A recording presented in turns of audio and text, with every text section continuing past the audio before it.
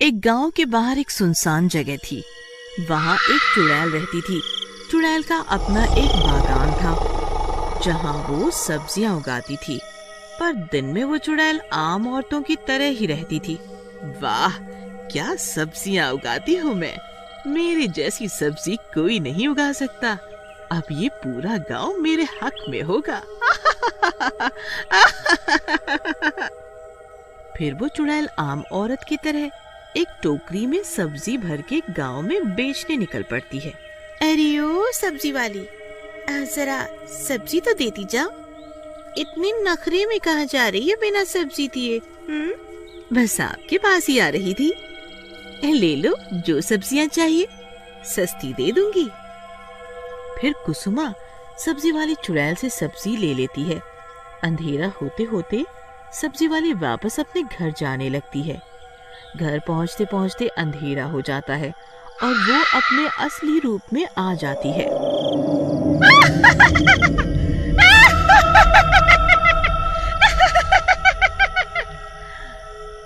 आखिर मैंने सब्जियां बेच ही दी। अब सब देखेंगे मेरा कमाल। वहीं दूसरी तरफ कुसुमा उस चुड़ैल सब्जी वाली से जो सब्जियां खरीदती है उसे रात के खाने में पकाती है। सबको खाना परोसा जाता है। अरे वाह, आज सब्जी का तो स्वाद ही अलग है। आज तो लग रहा है मैं खाने के साथ साथ अपनी उंगलियां भी ना खा जाऊं। ये सारी बातें चुड़ैल उनके घर के बाहर खिड़की से देख रही होती है। वो डरावनी आवाजें निकालना शुरू कर देती है। खाओ खाओ, मजे से खाओ, तभी तो आएगा मजा।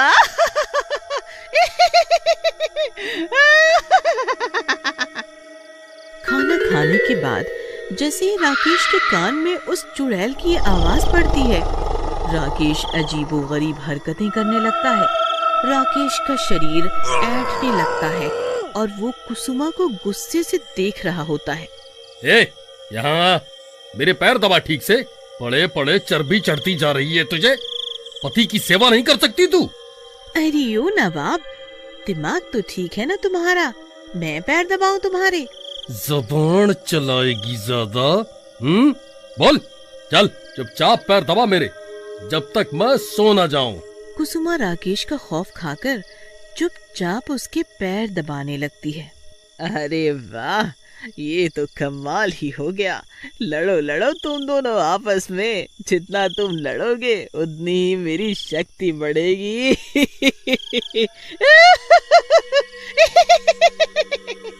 फिर चुड़ैल उड़ती हुई वापस अपने घर चली जाती है। फिर अगले दिन चुड़ैल वापस सब्जी वाली के रूप में गांव में सब्जी बेचने आती है। आज तो और भी ज्यादा सब्जियां बेच के जाऊंगी। जल्द ही ये गांव पूरा का पूरा मेरा होगा। सब्जी ले लो, सब्जी, ताजी ताजी सब्जी ले लो, सस्ती सब्जी ले लो। अरे ओ सब्जी वाली, जरा दिखा तो क्या क्या सब्जी लाई है। अरे बहन जी, बहुत सस्ती और ताजी सब्जी है।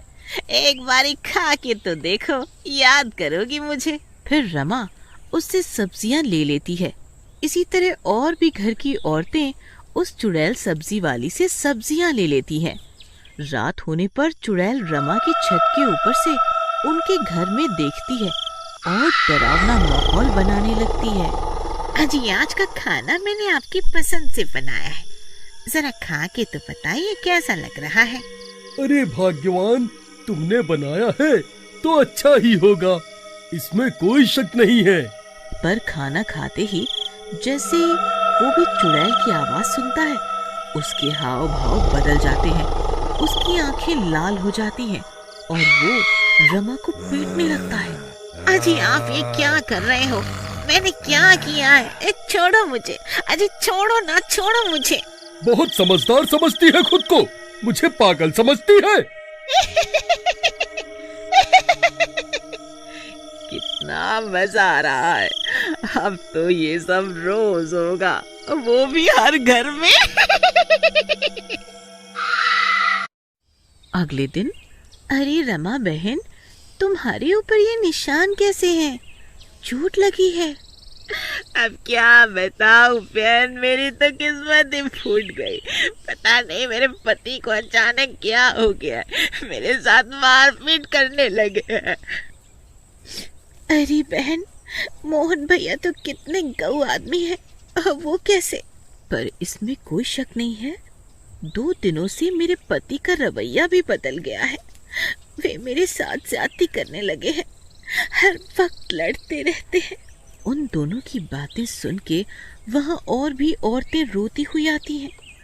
अरे बहनों, हमारे पति भी जानवर जैसा बर्ताव कर रहे हैं हमारे साथ। जब से वो नई सब्जी वाली आई है ना गांव में, तब से ये सब होने लगा है।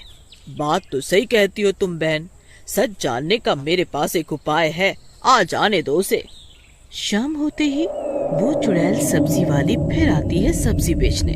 बहन, जरा सब्जी देना। ले लो ले लो और ले लो, आज तो और भी मजा आएगा। जब चुड़ैल सब्जी वाली वापस जाने लगती है तो रमा और कुसुमा चुपचाप उसका पीछा करने लगती है। अपने घर पहुंचते ही सब्जी वाली चुड़ैल बन जाती है। आज रात तो बहुत मजा आने वाला है, आज फिर से जाऊंगी देखने। सब्जी वाली को चुड़ैल के रूप में देखकर वो दोनों हैरान हो जाती हैं, मानो आज सूरज पश्चिम की जगह उत्तर में डूबा हो। अरे कुसुमा बहन भागो, ये तो चुड़ैल निकली, भागो अपनी जान बचा के भागो। अरे बहन शांत रहो, यहाँ तक आए हैं तो अब सारी बात जान कर ही जाएंगे। वे दोनों चुप चुप चुड़ैल बातें सुनती हैं। ये मेरी सब्जियां ही मेरी शक्ति हैं। इन सब्जियों को मैं बुरी शक्ति से उगाती हूँ, जो पेट में जाते ही उन लोगों को मेरे बस में कर देती है। धीरे धीरे पूरा गांव मेरी बुरी शक्तियों में जकड़ जाएगा, फिर पूरे गांव पे मेरा ही कब्जा होगा। चुड़ैल के शैतानी इरादे सुन के दोनों हक्का बक्का रह जाती है। नहीं कुसुमा बहन, हम अपने पतियों को इन चुड़ैल के बस में नहीं जाने देंगे। हम अपने सुहाग को बचा के ही रहेंगे। पर हम करेंगे क्या? ये चुड़ैल तो बहुत चालाक है। तभी वो दोनों देखते हैं कि चुड़ैल अपनी शक्तियाँ उस बागान में उगी सब्जियों में डाल रही होती है। मुझे सब समझ आ गया है कि हमें क्या करना है। चलो वापस अपने घर चलते हैं।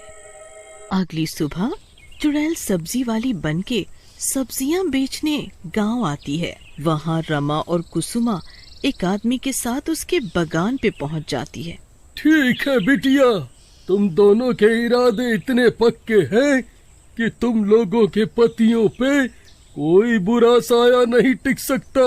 फिर हरिया काका एक ट्रैक्टर में बैठते हैं और ट्रैक्टर से उस बागान की सारी सब्जियां उखाड़ देते हैं। जैसी जैसी सब्जियां जड़ से उखड़ना शुरू होती हैं, यहाँ सब्जी वाली चुड़ैल अपने असली रूप में आ जाती है। अरे भागो, ये तो चुड़ैल है, अपनी अपनी जान बचा के भागो सब गांव वालों में अफरा तफरी मच जाती है। सब सब्जियां यहाँ वहाँ फेंक फेंक के भागने लगते हैं।